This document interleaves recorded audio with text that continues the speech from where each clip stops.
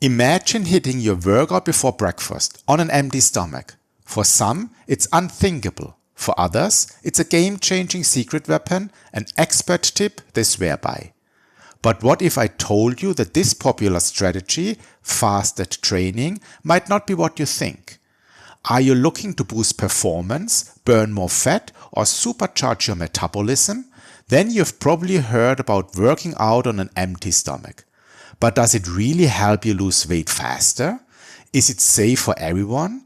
Where does your body even get the energy when you haven't eaten for hours? And are there any other even more effective training methods? Stick around because in this video we are diving deep into the science of fasted training to uncover the truth.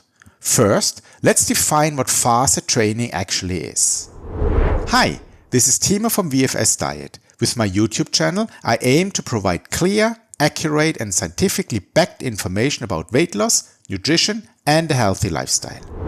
Let's get back into the topic. Fasted training has been around for decades. The core idea is simple. You exercise before consuming any new energy from food, typically after an overnight fast of 8 to 12 hours without calories. For some, this is easy. They wake up and head straight out. For others, it's a struggle, needing to eat before exercise. The common belief is that without recent calorie intake, your body is forced to tap into its stored fat reserves for fuel. While often associated with morning workouts, you can technically perform fasted training anytime, as long as you haven't consumed calories for at least 6 hours. Mornings are particularly suitable because your carbohydrate stores are naturally lower after a night's sleep. The theory suggests that with partially depleted carbohydrate stores, your body will start burning fat earlier to meet energy demands during exercise. Here is the first problem with that theory. Our carbohydrate stores, specifically glycogen, are much larger than many people realize. We often burn fewer calories overnight than we assume, meaning those glycogen stores are usually sufficient for a moderate morning workout. This often means that you don't actually reach your deeper fat reserves. Therefore, training on an empty stomach alone isn't enough to burn significantly more fat than other training methods. So, what about the hoped-for improvement in fat metabolism, the body's ability to use fat for energy? While fasted training certainly burns calories, weight loss ultimately comes down to a negative calorie balance or a calorie deficit. Regarding the claim that fasted training boosts fat metabolism, current research is inconclusive. No study has conclusively proven that fasted training provides a significant, measurable advantage for fat metabolism. Some studies suggest potential benefits, while others show no clear improvement.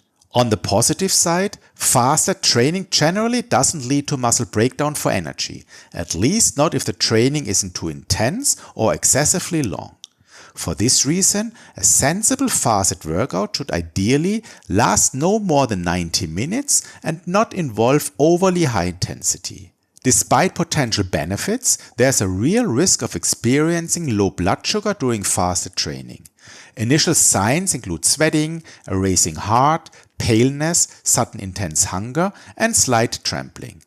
If you continue to train through these symptoms, you risk severe headaches or even speech and vision disturbances. General rule: avoid hard, intense training in a fasted state. Light, steady-state cardio in general is acceptable. To understand why these symptoms occur, let's look at how energy metabolism works during exercise on an empty stomach. Our bodies have two main glycogen stores, one in the liver and one in the muscles. Liver glycogen is crucial for maintaining stable blood sugar levels, supplying energy to the brain, red blood cells and nerve cells. This store is largely depleted after an overnight fast. Muscle glycogen primarily serves as a local energy source for the muscles and cannot directly release glucose into the bloodstream. When you train in a fasted state, especially in the morning, your liver glycogen is low. To keep your brain supplied, your body enters a state of emergency, breaking down ketone bodies for fuel. Ketone bodies are produced from fat burning in the liver, but only when there is a carbohydrate deficit. While fasted training can intentionally trigger this to increase fat burning in the liver, this energy production method is metabolically demanding, stresses the body, and is ultimately less efficient. Considering the potential risks and limited studies showing measurable improvements, whether to engage in fasting training is a personal decision. If you've decided to try it, let's consider if fasted training is right for you. Experts generally agree that it should primarily be undertaken by experienced athletes who have years of endurance training, know their bodies well, and can accurately measure their training load. If you are just starting to jog to lose weight, please do not begin with fasted training. If you are determined to try it, I recommend limiting your sessions to a maximum of 30 to 40 minutes.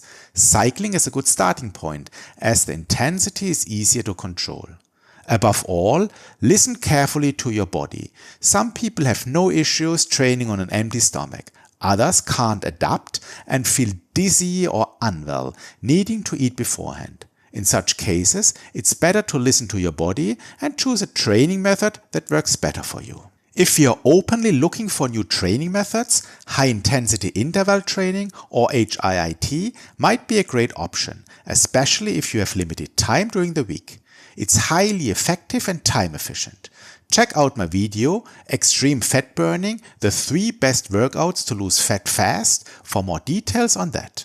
You can find the link in the video description below. So, there you have it, the ins and outs of fasted training.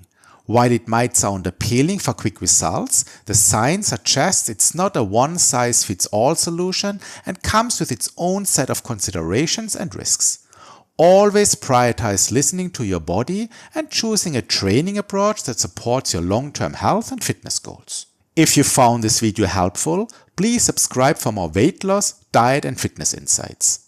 Thanks for watching, and I'll see you in the next video.